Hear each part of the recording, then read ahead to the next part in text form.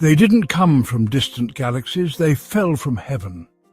What the world now calls aliens are the same beings ancient texts called gods and the Bible calls fallen angels. Their names change, their symbols evolve, but their mission has never shifted: to deceive, to dominate, to be worshipped. They want you looking to the stars, chasing false lights, gods who never made you, while they bury the past right beneath your feet.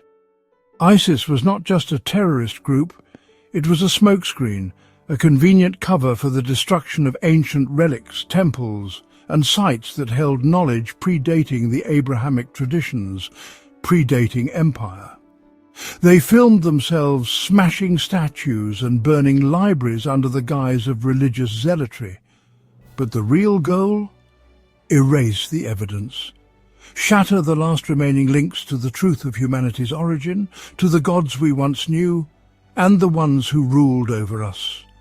Is it any wonder that mankind's earliest civilizations, Mesopotamia, Assyria, Babylon, the Levant, are now perpetual war zones? Places so volatile that legitimate archaeological digs are impossible. Every bombed-out ruin, every toppled ziggurat is another layer of truth buried in dust. The war isn't just for oil or land.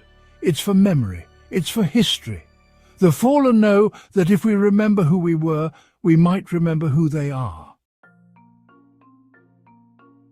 Long ago they descended from the heavens, the Anunnaki in Sumer, the Watchers in Enoch, the sons of God in Genesis chapter 6. They brought forbidden knowledge.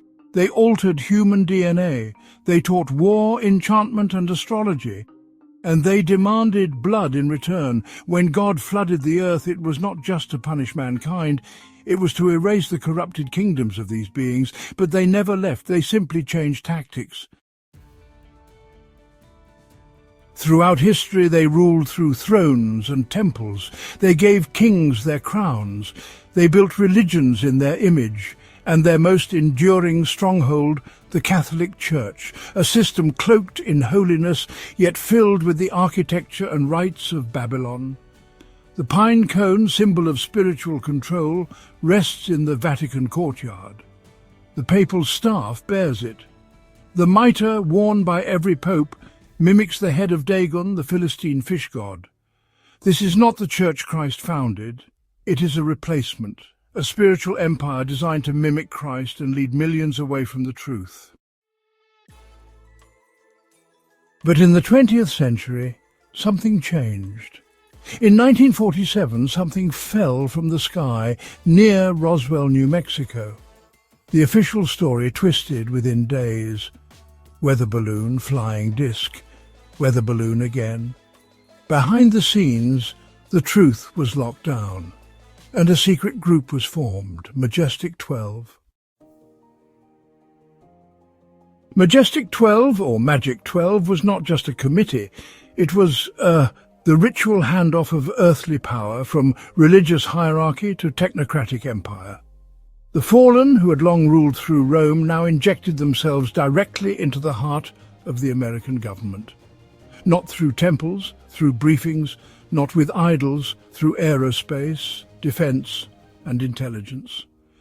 Magic 12 became the new priesthood, its members the new gatekeepers of knowledge. The Vatican still held spiritual sway over billions, but now the Pentagon and Langley were added to the network, two horns rising together. They weren't managing alien visitors. They were in fact re-establishing communication with the same beings who once corrupted mankind. Through this network, the fallen controlled both church and state. The Pope speaks of unity, while generals prepare global governance. Two branches, one agenda, to rule, deceive, and prepare humanity for a false kingdom. And just as they built false religions to pull people from God, they now build false ideologies to do the same. Ancient alien theory is not a quirky idea. It's a modern heresy. It teaches that we were created by extraterrestrials, that the gods of old were visitors, that humanity's future lies not in salvation but in evolution guided by off-world beings. It replaces God with engineers. It replaces sin with ignorance. It replaces redemption with technology. This is not science. It is, quite simply, Luciferianism, rebranded for a digital age. And when someone uncovers the truth, when researchers discover ruins that predate known civilization, when they find advanced architecture older than we're allowed to admit, they are destroyed, defunded, deplatformed, discredited. Because, you see, to admit those structures exist, to admit there was a kingdom before ours, is to admit the watchers were real, that the Bible was right, and that God himself exists.